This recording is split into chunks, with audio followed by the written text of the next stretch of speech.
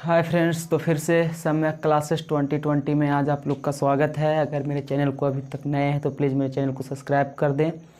और चलते हैं हम लोग जीव विज्ञान 1 क्रैश कोर्स की ओर। क्रैश कोर्स कहने का मतलब है कि सेम वही चीज़ बताया जाएगा फ्रेंड जो हम लोग पहले से 1 साल में तैयारी कर चुके हैं। सिर्फ ये क्रैश कोर्स होता है कि थोड़ा शॉर्ट में बताया जाएगा, डिफिनेशन को समझाया जाएगा, उसी से मतलब आप अच्छा मार्क्स कर सकते हैं मैट्रिक में। तो वही हुआ कि पहला लेसन हम लोग जीव विज्ञान का लेकर आए हैं, जैव प्रक्रम और पोषण। तो जैव प्रक्रम कहने का मतलब पहले इससे समझना है कि पहला कि जैव प्रक्रम है क्या, जैव प्रक्रम है क्या। जैव प्रक्रम में आने के बाद डायरेक्ट फिर दूसरा क्वेश्चन समझना है, पोषण क्या है। पोषण, अब पोषण को 2 भाग में टूट जाता है। पहला है स्वपोषण और दूसरा है परपोषण। ये 2 भाग में टूटता है, स्वपोषण परपोषण। तो पहले जैव प्रक्रम है क्या। जैव प्रक्रम कहने का मतलब है कि वे सारी क्रियाएं जिसके द्वारा जीवों को अनुरक्षण होता है। अब यहाँ पे नया वर्ड आ गया, अनुरक्षण। जैव प्रक्रम में, जैव प्रक्रम में एक आया वर्ड अनुरक्षण। अनुरक्षण, तो अनुरक्षण है क्या। अनुरक्षण मतलब वे सारी क्रियाएं जिसके द्वारा जीवों को अनुरक्षण होता है, जीवों में अनुरक्षण होता है, उसी को बोलते हैं जैव प्रक्रम। कॉपी और कलम लेकर बैठेंगे और दिक्कत हो लास्ट में तो फिर देख सकते हैं। तो अनुरक्षण एक नया वर्ड आया। अनुरक्षण कहने का मतलब डायरेक्ट आप याद रखिए पोषण। पोषण, इसको याद रखिए डायरेक्ट पोषण। अब पोषण होता किस में है। पोषण निर्जीव पदार्थ में होता है या फिर सजीव पदार्थ में होता है। तो हम लोग को मालूम है कि वो पोषण जो होता है सजीव में होता है। सजीव में पोषण सजीव में होता है, ना कि निर्जीव में। मतलब जैसे मनुष्य हो गया, मनुष्य में पोषण होता है, जानवर में पोषण होता है, पक्षी में पोषण होता है, पेड़ पौधे में हम लोग पोषण करते हैं। और जैसे मान लिया जाए कि ये हो गया मार्कर, मार्कर को हम लोग पोषण करने की ज़रूरत नहीं है। फिर आ गया ये इरेज आ गया, डस्टर आ गया, डस्टर में हम लोग को पोषण करने की जरूरत नहीं है। चेयर हो गया, चेयर में पोषण करने की जरूरत नहीं है। अब आता है कि सजीव पदार्थ है क्या। तो सजीव पदार्थ जो सीधा सीधे आप लोग याद रखिए कि जो श्वास लेता है, श्वास लेता है, एक जगह से दूसरे स्थान तक अपने आप जा सकता है, अपने जैसे संतान को उत्पत्ति कर सकता है। तो ये तो अपने आप जा नहीं सकता है, ये श्वास ले नहीं सकता है, ये अपने जैसे संतान को उत्पत्ति कर नहीं सकता है, ना कि ये भी नहीं कर सकता है, कुर्सी भी नहीं कर सकता है। तो ये सब जो पदार्थ हैं निर्जीव हैं, और जो श्वास लेते हैं, अपने जैसे संतान को उत्पत्ति करते हैं, श्वास लेते हैं, तो उसको बोलते हैं सजीव पदार्थ। उसी को हो गया सजीव आ गया, सजीव से पोषण में हो गया, पोषण अनुरक्षण हो गया। तो वे सारी क्रियाएं जिसके द्वारा जीवों को अनुरक्षण होता है उसी को बोलते हैं जैव प्रक्रम। अब अगला क्वेश्चन आता है पोषण। तो पोषण में वो होता है कि वे विधि जिसके द्वारा जीव पोषक तत्वों को ग्रहण करते हैं। पोषण में आता है कि जीव जो है क्या करता है, पोषक तत्व। अब ये समझना है पोषक तत्व क्या है, पोषक तत्व को समझना है। पोषक तत्व कैसे कहते हैं, जैसे में हम लोग जीव हैं, हम लोग श्वास लेते हैं, एक स्थान से दूसरे स्थान तक चल सकते हैं। अब इसमें पोषण में बोल रहा है कि वे विधि जिसके द्वारा जीव पोषक तत्व को ग्रहण करता है। पोषक तत्व जैसे हम लोग चावल खाते हैं, चावल देहात में भात बोला जाता है, चावल खाते हैं। चावल में क्या होता है, कार्बोहाइड्रेट, कार्बोहाइड्रेट को हम लोग ग्रहण करते हैं। दाल हो गया, दाल खाते हैं, दाल हम लोग खाते हैं। प्रोटीन हो गया, प्रोटीन को ग्रहण करते हैं। तो उसी प्रकार ये है जो पोषण में है, वे सी विधि जिसके द्वारा जीव अपने पोषक तत्व को ग्रहण कर उसका उपयोग करता है। अब मान लिया जाए इसका उपयोग कहाँ करता है, कार्बोहाइड्रेट का, कार्बोहाइड्रेट चला गया तो मतलब काम करने में, ऊर्जा प्राप्त करने में किया जाता है। अब हम लोग पोषक तत्व नहीं लेंगे, 4 दिन तक खाना नहीं खाएंगे, काम होगा नहीं होगा। तो उसी को बोलते हैं पोषक तत्व को ग्रहण कर उसका उपयोग करता है। पोषक तत्व को ग्रहण करेगा, काम करेगा, 4 दिन भूखे रह जाओ, काम नहीं होगा, क्योंकि हम लोग को पोषक तत्व मिल ही नहीं रहा है। तो उसी प्रकार ये हो गया पोषण। अब टूटता है पोषण 2 भाग में। पोषण 2 भाग में टूटता है, एक होता है स्वपोषण, एक होता है परपोषण। स्व मतलब होता है अपने, तोड़ते हैं इसको, स्व मतलब होता है अपने, स्वयं कर लेंगे, बोलते हैं हम लोग कि हम अपने आप स्वयं कर लेंगे। स्व मतलब हो गया अपने, मतलब वैसा पोषण जिसमें जीव, वैसा पोषण जिसमें जीव भोजन जो है अपने आप बनाता है। देखते हैं थोड़ा सा, ये सब इरेज करते हैं, साफ करते हैं। जल्दी समझ में आ जाएगा।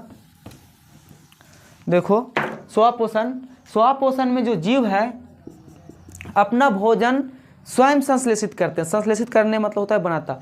तो इसको पहले डिफिनेशन बताते हैं। वैसा पोषण जिसमें जीव अपना भोजन स्वयं बनाते हैं उसी बोलते हैं स्वापोषण। मतलब अपना भोजन अपना बनाएगा। जैसे में क्या हो जाएगा, जैसे में पेड़ पौधे हो गए, पेड़ पौधे। अब कोई बोलेगा नहीं कि पेड़ पौधे तो खाना बनाते नहीं हैं, गैस उनके पास है नहीं, आग उनके पास है नहीं, पानी उनके पास है नहीं, तो ये ऐसा कोई नहीं बोलेगा। अब देखो पेड़ पौधे में भोजन कैसे बनता है। पेड़ पौधे में होता है एक, मान लिया जाए एक पेड़ ले लिए, ये पेड़ ले लिए, सूर्य का प्रकाश, सूर्य के प्रकाश से वो अपना आग को ग्रहण करता है। सूर्य का प्रकाश हो गया। जड़ से ये अपना जल को ग्रहण करता है। तो उसी प्रकार ये क्रिया से अपना स्वापोषण, अपना भोजन खुद बनाता है। ये आगे प्रकाश संश्लेषण में कंप्लीट होगा। अभी फिलहाल बता देते हैं स्वापोषण वैसा पोषण है जिसमें जीव अपना भोजन स्वयं बनाता है। पेड़ पौधे भोजन अपने से बनाते हैं, किसी के घर मांगने नहीं जाते हैं, किसी पर निर्भर नहीं रहते हैं। जैसे मतलब कि होता है कि पर पोषण पहले समझते हैं, पर पोषण है पहले, इससे पहले इसको समझते हैं, इससे ज़्यादा आसान हो जाएगा। पर पोषण वैसा पोषण जिसमें जीव अपना भोजन दूसरे जीव से ग्रहण करता है उसी को बोलते हैं पर पोषण। मतलब वैसा पोषण जिसमें जीव अपना भोजन जो बनाता है वो दूसरे के जीव से ग्रहण करके बनाता है। जैसे में हो गया मनुष्य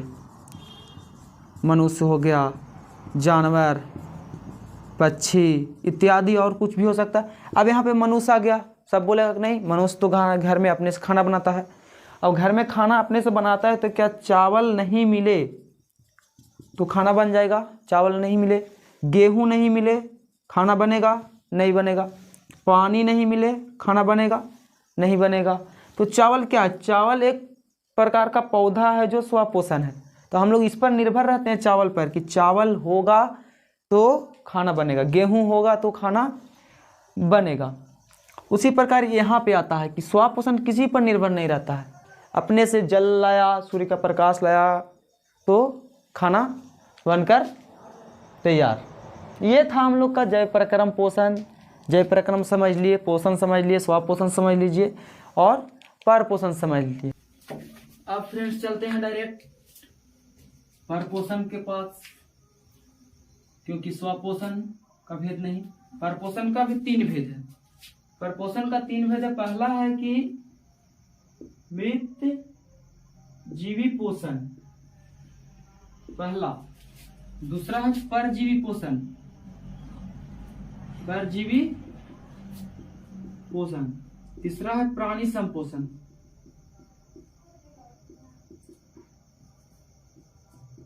पोषण, ये है 3 भेद इसका। तीनों का समझते हैं, उसके बाद लास्ट में डिफिनेशन हम बोल देंगे। तीनों को समझते हैं, उसके बाद हम लास्ट में डिफिनेशन बोलेंगे फ्रेंड। तो ध्यान दीजिएगा थोड़ा और चैनल को सब्सक्राइब करते रहिएगा। उसके बाद पहला मृत जीवी। मृत मतलब हो गया मरा हुआ, मरा हुआ बोलते नहीं, किसी का मृत हो गया, मृत्यु हो गया, मतलब वही हुआ मरा हुआ।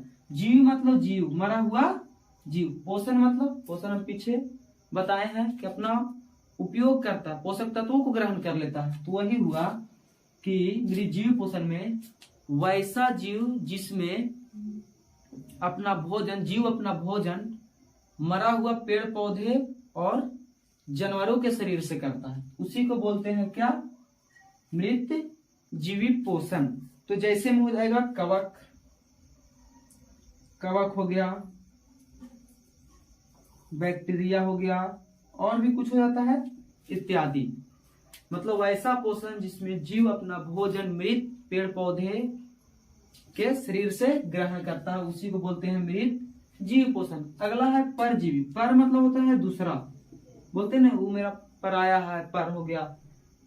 जीव मतलब जीव पोषण, यानी परजीवी पोषण वैसा पोषण जिसमें जीव अपना भोजन एक जीव से दूसरे जीव संपर्क में रहकर अपना भोजन को ग्रहण करता है।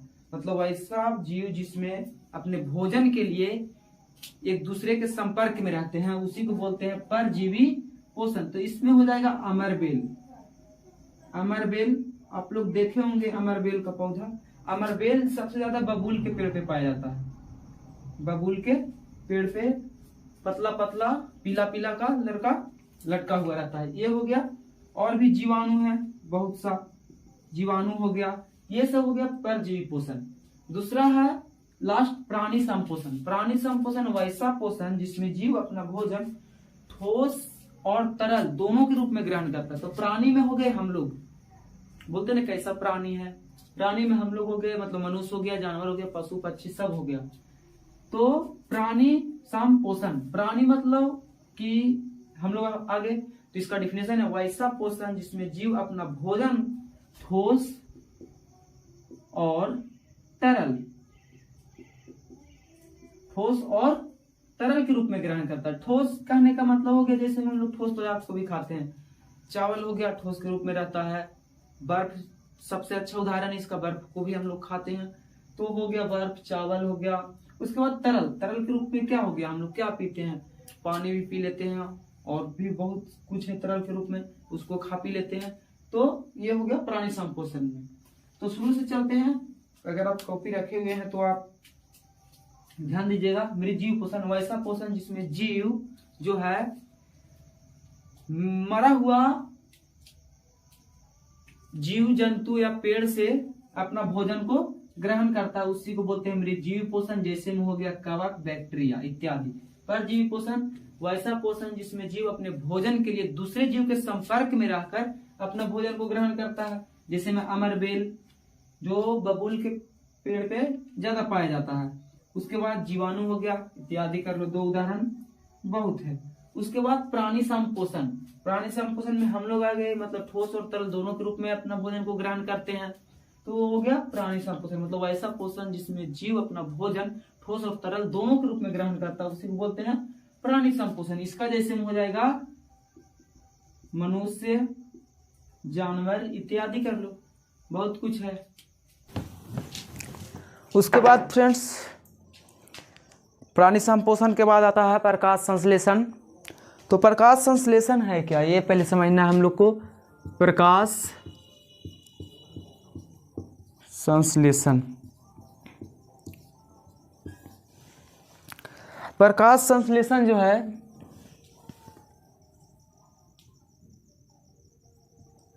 हम पीछे स्वपोषण में बता रहे थे, स्वपोषण में कि पेड़ पौधे भोजन अपने से बनाते हैं, क्यों बनाते हैं। तो प्रकाश संश्लेषण पहले कहते हैं किसको है। प्रकाश संश्लेषण जिस प्रक्रिया के द्वारा पेड़ पौधे अपना भोजन स्वयं बनाते हैं।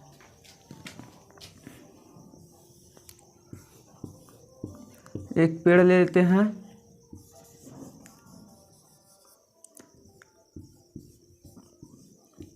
पेड़ तो पारने आता नहीं है फ्रेंड, फिर भी बना दिए हैं समझाने के लिए। स्मार्ट बोर्ड है नहीं कि बता दें, लेकिन फिर भी हम लोग को समझने की ज़रूरत है। इसी से ये है हम लोग का पेड़। यहाँ पे लेते हैं सूर्य, SUN, सुन। ये हो गया हम लोग का जड़, जड़ हो गया। और यहाँ पे हो गया हम लोग का क्लोरोफिल, क्लोरोफिल। उसके बाद यहाँ तो हम लोग का जल हो गया, सूर्य का प्रकाश, क्लोरोफिल। फिर कार्बन डाइऑक्साइड वातावरण में, कार्बन डाइऑक्साइड, क्लोरोफिल या पर्णहरित इसको बोलते हैं, पर्णहरित। तो पहले प्रकाश संश्लेषण को समझना है कि जिस प्रक्रिया के द्वारा पेड़ पौधे भोजन बनाते हैं उसी प्रक्रिया को बोलते हैं प्रकाश संश्लेषण। अब यहाँ पे सवाल ये आता है कि प्रकाश संश्लेषण जो बनाता है पेड़ पौधे अपने से भोजन, तो प्रकाश संश्लेषण में कौन क्रिया लगता है। तो प्रकाश संश्लेषण के लिए आवश्यक पदार्थ इसको ज़रूरत है। जैसे हम लोग जब खाना बनाते हैं तो क्या लगता है, आग लगता है, आग की ज़रूरत है, गैस की ज़रूरत है, ऑक्सीजन नहीं रहेगा आग जलेगा नहीं, पानी की ज़रूरत है, बहुत चीज़ की ज़रूरत है हम लोग जब खाना बनाते हैं। तो क्या हम लोग दूसरे पर निर्भर रहते हैं, लेकिन ये स्वयं सब कुछ करता है। तो इसमें 4 पदार्थ की आवश्यकता पड़ती है इसमें। पहला है कि सूर्य का प्रकाश, पहला आ गया हम लोग का सूर्य का प्रकाश, जिससे आग को ग्रहण करता है। खाना बनाने के लिए सूर्य का प्रकाश चाहिए। दूसरा आता है क्लोरोफिल। क्लोरोफिल कहने का मतलब जैसे पर्णहरित, पर्ण मतलब पत्ती, हरित मतलब हरा। इसका पत्ती, पेड़ पौधे के पत्ती हरा क्यों होते हैं? क्लोरोफिल के कारण। अगर क्लोरोफिल नहीं रहे तो खाना नहीं बना पाएगा पेड़ पौधा। पेड़ पौधे को काट कर रख दो नीचे, 2 दिन में सूख जाता है, क्योंकि वो क्लोरोफिल उसमें खत्म हो जाता है। सूर्य प्रकाश वो ग्रहण नहीं कर सकता है, क्लोरोफिल हो गया। उसके बाद आता है कि हम लोग का जल। जल जो हम लोग को कहाँ से मिलता है? जड़ से।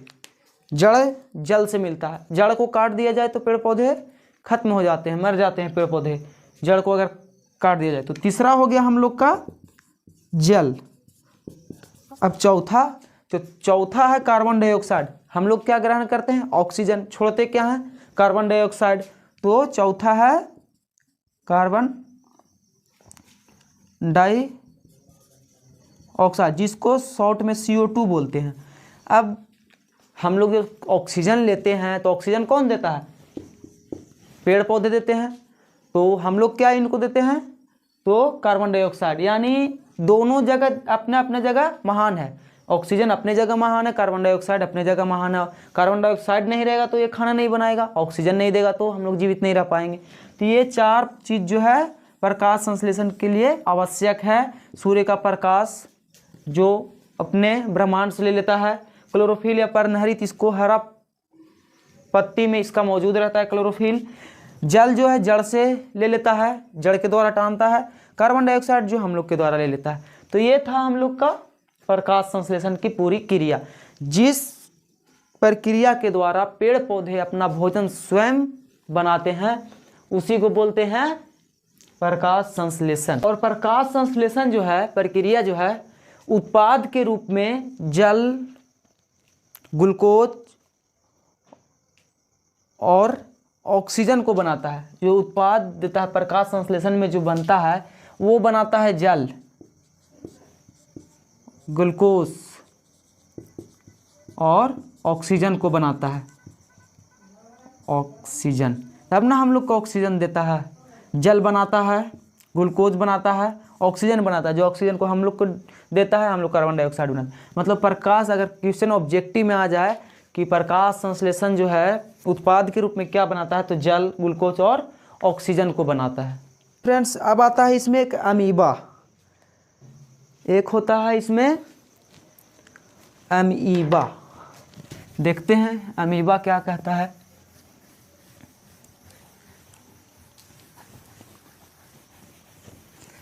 सबसे आसान अमीबा का चित्र बनाना है। कैसू भी बना दो, अमीबा हो गया वो। कैसू भी बना दो, वो अमीबा हो गया। मान लिया जाए ये हो गया अमीबा। हर एक वस्तु का एक केंद्र होता है, हर एक जीव का एक केंद्र होता है। इसका एक केंद्रक हो गया, ये हो गया अमीबा। अमीबा है क्या? अमीबा, अमीबा एक कोशिकीय जीव है। एक कोशिकीय कहने का मतलब है कि वो एक कोशिका का बना होता है। पहली बात, एक कोशिकीय जीव है। समझने के लिए तोड़ तोड़ के लिखवा रहे हैं। एक कोशिकीय जीव है। दूसरा, यह प्राणी संपोषी है। प्राणी संपोषी, प्राणी संपोषी हम पीछे समझा चुके हैं। ठोस या तरल के रूप में अपना भोजन को ग्रहण करता है। तो इसको लिखने की जरूरत नहीं है, केवल ये ध्यान में रखना है कि अमीबा एक प्राणी संपोषी जीव है जो एक कोशिका का बना होता है। यह अपना भोजन शरीर के किसी भी स्थान से कर सकता है। यह अपना भोजन जो है देख लिया तो शरीर के किसी भी स्थान से अपना भोजन को अंदर कर सकता है या फिर बाहर कर सकता है। ये है अमीबा का खासियत। ये जो अमीबा है, अब पता चलेगा कि खाता क्या है। ये छोटे छोटे बैक्टीरिया को खाता है, डाइटम को खाता है, ये वही सबको खाता है। मान लिया जाए कि यहाँ पे इसका पदार्थ नज़र आ रहा है, एक ये पदार्थ मान लिया जाए आ गया नज़र, यहाँ पे इसको अंदर करना है, तो ये अपने भाग को, शरीर को फैलाएगा, उत्पाद करेगा, ये अपना भोजन को अंदर करने के लिए। मान लीजिए ये ऐसे हो गया, फिर ऐसे अमीबा कैसे भी बना दो, अब ये पदार्थ यहाँ लेकर आ जाएगा ये अपना। अब लास्ट में क्या करेगा, लास्ट में अमीबा अपने भोजन को अंदर कर लेगा, शरीर को फैलाता है, भोजन को पकड़ता है और फिर ये वाला हिस्सा को जोड़ देता है। तो यही है अमीबा की एक छोटा मोटा कहानी, काफ़ी आसान है। तो अगर लिखना चाहेंगे तो लिख लेंगे कि अमीबा एक प्राणी समपोषी जीव है जिसका पूरा शरीर एक कोशिका का बना होता है। यह भोजन को अपने शरीर के किसी भी स्थान से अंदर या फिर बाहर कर सकता है। यह अपने भोजन के रूप में छोटे छोटे डाइटम हो गया, शैवाल हो गया इत्यादि को खाता है। फ्रेंड्स, तो ये अमीबा तक कंप्लीट हुआ है। और अगर इसका ऑब्जेक्टिव आप लोग को चाहिए तो चैनल पे मिल जाएगी, ऑब्जेक्टिव को भी देख लें। सभी 10th क्लास का ऑब्जेक्टिव का चढ़ाया जा रहा है इस समय क्लासेस 2020 चैनल पे, आप ज़रूर देखें। उसके बाद चलते हैं अब हम लोग आगे। अब हम लोग अमीबा के बाद आगे मनुष्य की ओर।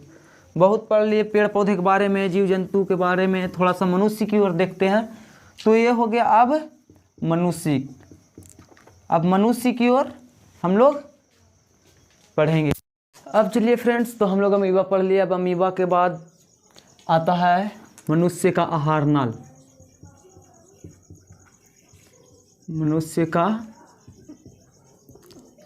आहार नाल।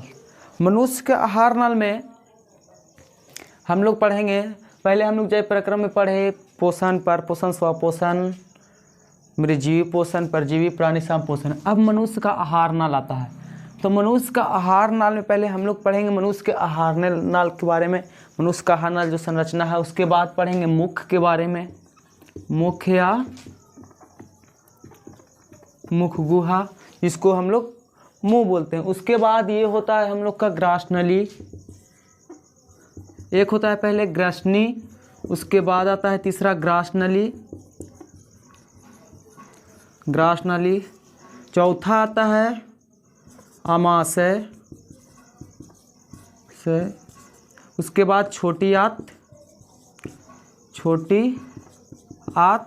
छठा आता है बड़ी आंत, बड़ी आंत। तो ये हम लोग 6 पॉइंट को आज देखेंगे। अमीबा तक पढ़ लिए थे। अब मनुष्य का आहार नाल आता है। मनुष्य का आहार नाल में मुख गुहा है, ग्रासनी है, ग्रासनली है, आमाशय है, छोटी आंत है, बड़ी आंत है। इसी में सभी को हम लोग पढ़ लेंगे। छोटा छोटा क्वेश्चन को लास्ट में हम लोग देख लेंगे। मनुष्य का आहार नाल कहने का मतलब फ्रेंड्स कि जो हम लोग का पूरा भाग है, जिसमें आता है मुख गुहा आ गया, ग्रासनी होता है, ग्रासनली, आमाशय, छोटी आंत, फिर बड़ी आंत। तो पहले ये समझते हैं कि मनुष्य का आहार नाल है क्या। मनुष्य का आहार नाल बोर्ड पे बता नहीं सकते, बन नहीं पाएगा।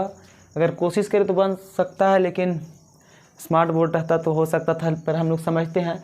मनुष्य का आहार नाल एक कुंडलित रचना है, एक कुंडलित रचना है, बनावट रचना है, जिसकी जो लंबाई है 8 से 10 मीटर तक होती है। 8 से 10 मीटर तक होती है। यह मुख गुहा से शुरू होकर, मतलब यहाँ से शुरू होकर, मुख गुहा से शुरू होकर मल द्वार तक फैली होती है, जिसको बड़ी आंत के रेक्टम बोला जाता है। वो मल द्वार तक फैली होती है, उसी को बोलते हैं मनुष्य का आहार नाल। यानी मनुष्य का आहार नाल मुख गुहा से शुरू होता है और बड़ी आंत के रेक्टम यानी मल द्वार तक फैला होता है, जिसकी लंबाई 8 से 10 मीटर होती है। बस इसी को बोलते हैं मनुष्य का आहार नाल। अगला भाग है, फिर है अगला भाग। अगला भाग मुख गुहा है। मुख गुहा कहने का मतलब जो हमारा मुख है, तो मुख में हम लोग को क्या क्या नजर आता है। तो मुख गुहा जो है आहार नाल का पहला भाग है। ये आहार नाल जैसे ही हम लोग देखते हैं, मुख गुहा आहार नाल का पहला भाग है, जो ऊपरी तथा निचली जबड़े के बीच होता है। जैसे में ये मुंह है, मान लिया जाए ये मुंह है यहाँ पे, तो यहाँ पे दांत है। दांत है तो ऊपरी जबड़ा और निचली जबड़े के बीच में स्थित होता है, और बीच स्थित होता है। मुख गुहा जो है मुख्य रूप से भोजन का पाचन यहीं से शुरू हो जाता है और इसे बंद करने के लिए 2 मांसल होठ होते हैं, इसी को बोलते हैं मुखगुहा। यानी कहने का मतलब है कि मुखगुहा जो है आहार नाल का पहला भाग है। आहार नाल का पहला भाग है जिसमें 2 ऊपरी तथा निचली जबड़े के बीच में होता है और भोजन का मुख्य रूप से पाचन मुखगुहा से ही शुरू हो जाता है और इसे बंद करने के लिए 2 मांसल या 2 कोमल होठ होते हैं जिसके अंदर क्या होते हैं, जीभ और दांत होते हैं। अब दांत कितने प्रकार के होते हैं इसी में आ जाते हैं, 4 प्रकार के, मोलर, प्रोमोलर, भेदक, कतरनक। एक वयस्क मनुष्य में दांतों की संख्या 32 होती है जिसमें प्रोमोलर 8 होती है, मोलर 8 होती है, भेदक 8 होती है और कतरनक 8 होती है। ये चारों को मिलाकर एक वयस्क मनुष्य में 32 दांतों की संख्या होती है। ये ऑब्जेक्टिव क्वेश्चन आ सकता है। तो यही हो गया मुखगुहा। मुखगुहा मतलब आहार नाल का पहला भाग है जिसकी लंबाई 8 से 10 मीटर इसके मतलब ऊपरी तथा निचली जबड़े के बीच में स्थित होती है जिसके अंदर जीभ और दांत होते हैं। इसे बंद करने के लिए 2 मांसल होठ होते हैं, इसी को बोलते हैं मुखगुहा। अब 32 मतलब दांत में भी एक बीमारी होता है जिसको बोलते हैं दंत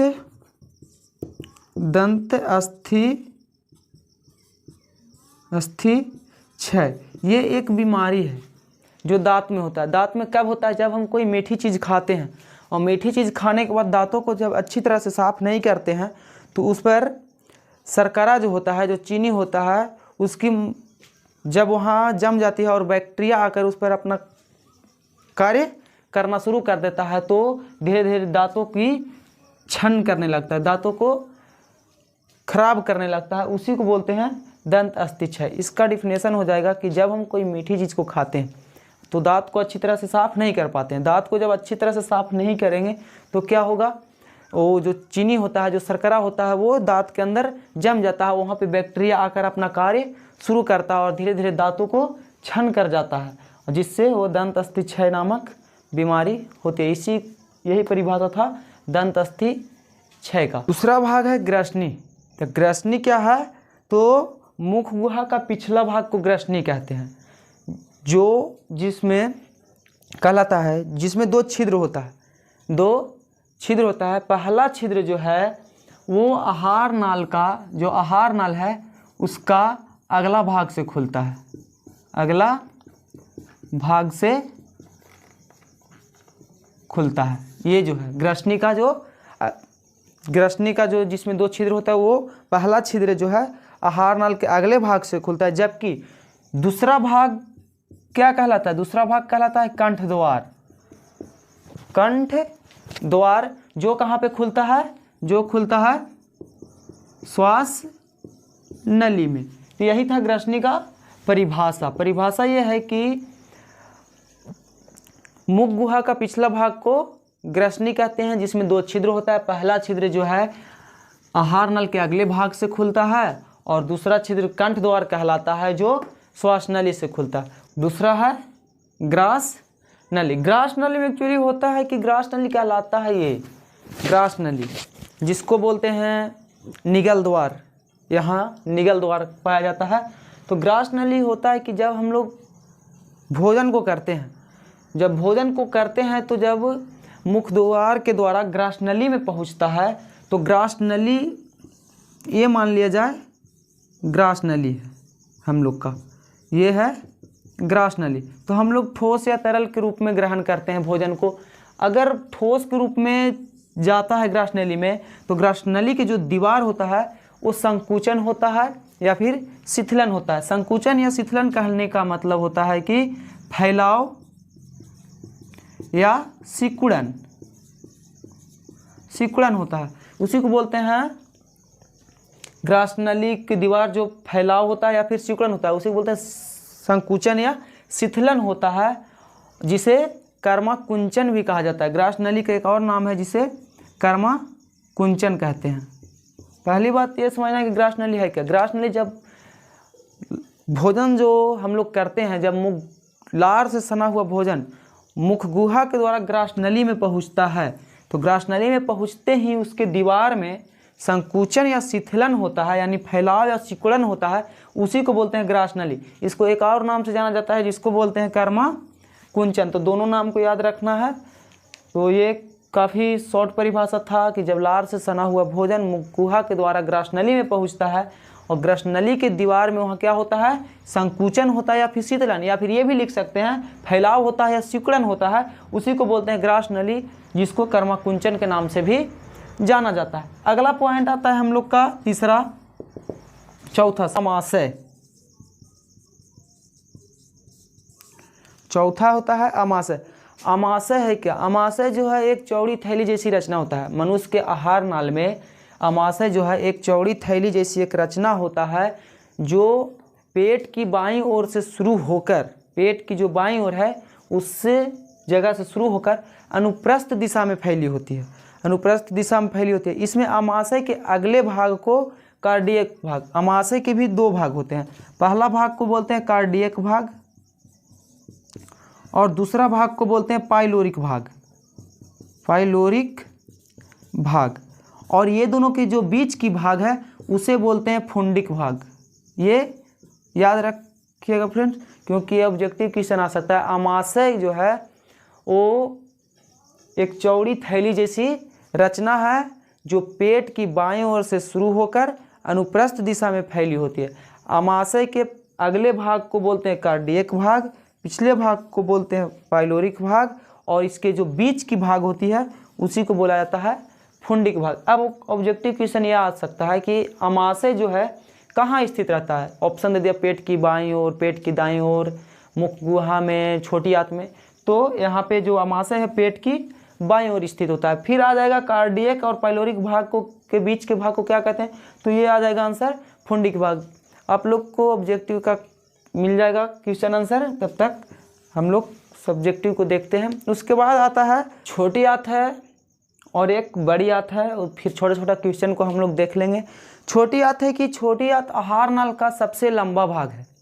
छोटी आंत जो है आहार नाल का सबसे लंबा भाग है, जिसकी रचना क्या होती है, बेलनाकार होती है। बेलनाकार, बेलनाकार कहने का मतलब लोग मैथ में पढ़े होंगे बेलन शंकु, तो बेलनाकार होती है। ये हो गया बेलनाकार, जिसकी लंबाई, ये जो लंबाई होती है छोटी आंत की वो होती है 6 मीटर, और जो इसकी चौड़ाई होती है 2.5 सेंटीमीटर। छोटी आंत को हम लोग देखे होंगे कुछ, जब मुर्गा कट रहा हो या फिर और कोई कुछ कट रहा हो तो देखते होंगे कि बहुत सा पतला भाग बहुत लंबा होता है, जिसमें करीब करीब छोटी आंत की लंबाई, मनुष्य में छोटी आंत की लंबाई 6 मीटर और चौड़ाई 2.5 सेंटीमीटर होती है। लेकिन भिन्न भिन्न जंतुओं में छोटी आंत की लंबाई और चौड़ाई बदलती रहती है। छोटी आंत जो है ये मुख्य रूप से भोजन का पाचन यही होता है छोटी आंत में। तो इसका डिफिनेशन बोल सकते हैं कि छोटी आंत जो है आहार नाल का सबसे लंबा भाग है, जिसकी रचना जो है बेलनाकार होती है, और इसकी लंबाई, मनुष्य में इसकी लंबाई 6 मीटर और चौड़ाई 2.5 सेंटीमीटर होती है। और विभिन्न भिन्न जंतुओं में छोटी आंत की लंबाई अलग अलग होती है, और भोजन का पाचन मुख्य रूप से छोटी आंत में होती है। अब छोटी आंत का 3 भाग, छोटी आंत का 3 भाग है। पहला को बोलते हैं ग्रहणी, दूसरा को बोलते हैं जेजुनम, तीसरा को बोलते हैं इलियम। ये होता है 3 भाग। अब पूछ देगा कि छोटी आंत की कितनी, मतलब छोटी आंत के कितने भाग होते हैं, तो 3 भाग में बटा हुआ रहता है, ग्रहणी, जेजुनम और इलियम। उसके बाद आता है बड़ी आंत। लास्ट क्वेश्चन है बड़ी आंत। इंपॉर्टेंट क्वेश्चन को हमने बताया है, जो लगभग पूछते रहता है 10th का एग्जाम में। बड़ी आंत जो है, बड़ी आंत और छोटी आंत की जो, बड़ी आंत और छोटी आंत आपस में मिली हुई रहती है। मतलब छोटी आंत पीछे की ओर होता है, बड़ी आंत आगे जाकर बड़ी आंत खुलता है। यह 2 भागों में बटा होता है। बड़ी आंत 2 भागों में बटा होता है। पहला भाग जो है कोलन कहलाता है, कोलन, और दूसरा भाग मलाशय या रेक्टम कहलाता है, मलाशय या रेक्टम कहलाता है दूसरा भाग। जो बड़ी आंत है, मतलब छोटी आंत के आगे जाकर बड़ी आंत खुलती है, यह भी 2 भाग में बटा हुआ रहता है। पहला भाग कोलन और दूसरा भाग मलाशय रेक्टम। बड़ी आंत करता क्या चीज़ है कि बड़ी आंत अगर छोटी आंत में भोजन अच्छी तरह से नहीं पचा तो वो आगे जाकर बड़ी आंत में थोड़ा अच्छा से पचाता है और मलाशय या रेक्टम के द्वारा उसे बाहर निकल जाता है। इसी को बोलते हैं बड़ी आंत। मतलब इसका डिफिनेशन ऐसे बोल सकते हैं कि छोटी आंत के आगे जाकर बड़ी आंत खुलती है। ये दो भागों में बटा होता है, पहला भाग कोलन और दूसरा भाग मलाशय या रेक्टम कहलाता है। जब छोटी आंत में अपचय भोजन बड़ी आंत में जाती है तो वहाँ मलाशय या रेक्टम के द्वारा बाहर निकाल दिया जाता है। इसमें एक यकृत है क्या? यकृत है यकृत जो आहार नाल का है वो सबसे बड़ा भाग है। यकृत सबसे बड़ा भाग यकृत है। इसका वजन 1.5 kg होता है। ये पेट के दाहिनी ओर स्थित होता है। बस ये 3 पॉइंट हम लोग को याद रखना है कि यकृत जो है आहार नाल का सबसे बड़ा भाग है जिसका वजन 1.5 kg होता है। यह पेट के दाहिनी ओर होता है। यकृत क्या होता है कि कोशिका में ही या कोशिका से ही पीत का स्राव करता है। कोशिका से ही पीत का स्राव करता है जो जिसमें एक थैली होता है, उसका नाम है पित्ताशय। उसी को बोलते हैं पीत की थैली, उसको भी बोला जाता है पित्ताशय। यानी इसका डिफिनेशन ये हो गया कि आहार नल का सबसे बड़ा भाग जो है वो है यकृत। इसका वजन जो होता है 1.5 kg होता है। यह पेट के दाहिनी ओर से दाहिनी ओर होता है और ये जो कोशिका से ही पीत का स्राव करता है जो पित्ताशय नामक थैली में होता है। अब यहाँ पे आ गया कि पीत है क्या? पीत क्या है? तो पीत हम लोग देखोगे कि जैसे हम लोग फिश काट रहे हैं, फिश में पीत होता है, उसको निकाल दिए। हेन काट रहे हैं, हेन को निकाल दिए। वो तो यही होता है। पीत जो है एक गाढ़ा हरा रंग का क्षारीय द्रव है। जो देखते होंगे फ्रेंड्स कि गाढ़ा रहता है और हरा रंग का एक क्षारीय द्रव है जिसमें किसी प्रकार का एंजाइम नहीं पाया जाता है, उसी को बोलते हैं पीत। यानी पीत जो है गाढ़ा एवं हरा रंग का क्षारीय द्रव है जिसमें कोई एंजाइम नहीं पाया जाता है। अब ये हो गया पित्त। अब एक आध क्वेश्चन आ गया, पेट में जब चल रहे हैं तो पेट में एक आता है पेप्टिक अल्सर। पेप्टिक अल्सर क्या होता है? जब कोई व्यक्ति जो है लंबे समय तक भूखा है तो जो आमाशय की दीवार जो है उसमें एक प्रकार का घाव निकलता है, उसी को बोलते हैं पेप्टिक अल्सर। पेप्टिक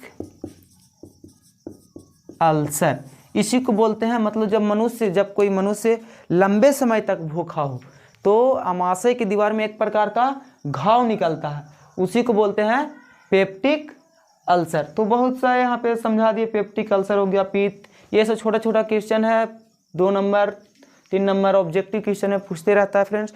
अब देख अग्न्याशय है फ्रेंड्स कि अग्न्याशय जो है आमाशय के ठीक नीचे होता है। आमाशय जो होता है उसके ठीक नीचे होता है और ग्रहणी को घेरे हुए पीले रंग की एक ग्रंथि होती है, उसी को बोलते हैं अग्न्याशय। यानी अग्न्याशय जो है आमाशय के ठीक नीचे होती है और ग्रहणी में ठीक घेरे हुए पीले रंग की एक ग्रंथि होती है, उसी को बोलते हैं आमाशय। उसके बाद आता है स्वाद कलियाँ। एक होता है स्वाद कलियाँ। स्वाद कलियाँ, स्वाद कलियाँ क्या है?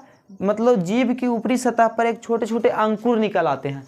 जीभ को जो ऊपरी सतह है उस पे एक छोटी छोटी अंकुर निकल जाते हैं, उसी को बोलते हैं स्वाद कलियाँ। लेकिन ये होता कैसे? तो गर्म में ज़्यादा मतलब गर्म पानी पीने से, गर्म चाय पीने से देखोगे कि जीभ की ऊपरी सतह पर एक छोटे छोटे अंकुर निकल जाते हैं, उसी को बोलते हैं स्वाद कलियाँ। तो फाइनली गाइज कि आज हम लोग पहला लेसन को समाप्त कर दिए। बेस्ट VVI क्वेश्चन को हम लोग देखे हैं। इसका ऑब्जेक्टिव क्वेश्चन भी आपको मिल जाएगी बहुत जल्द, यूट्यूब चैनल पे मिल जाएगी।